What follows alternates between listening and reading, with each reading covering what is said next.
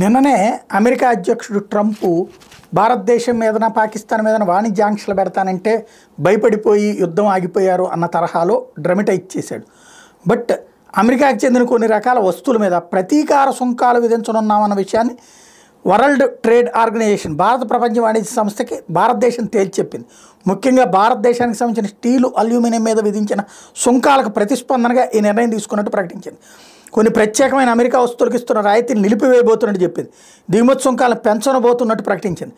America విధించిన టారిఫ్ల కారణంగా $7.6 billion విలువైన భారత్ ఎగుమతుల మీద ప్రతికూల ప్రభావం పడబోతున్న నేపథ్యంలో అమెరికా రక్షణాత్మక వైరును అవలంబిస్తోందని భారత్ తప్పుపట్టినటువంటిది. ఆల్రెడీ ట్రంప్ రెండోసారి అధికారంలోకి వచ్చాక ప్రపంచవ్యాప్తంగా పలు దేశాల మీద భారీ ఎత్తున టారిఫ్లు విధించడం, క్రూడ్ స్టీల్ తయారీలో ప్రపంచంలోని భారత్ రెండో స్థానంలో ఉంటే ఈ రంగం మీద ట్రంప్ టారిఫ్ల ప్రభావం పడబోతున్న నేపథ్యంలో భారత్ ప్రపంచ వాణిజ్య సంస్థ దగ్గర ఈ అంశాన్ని బలంగా ప్రస్తావించడంతో ఇరు దేశాల మధ్య వాణిజ్య ఘర్షణ పెరుగుతోంది. డైరెక్ట్గా సరికొత్త వాణిజ్య ఒప్పందానికి న్యూఢిల్లీ, వాషింగ్టన్ అత్యంత సమీపంలోకి వచ్చినట్టు వార్తలు వస్తున్నటువంటి వేళ ఈ కీలకమైనటువంటి స్టేట్మెంట్ షాకింగ్ పరిణామం అమెరికాకి.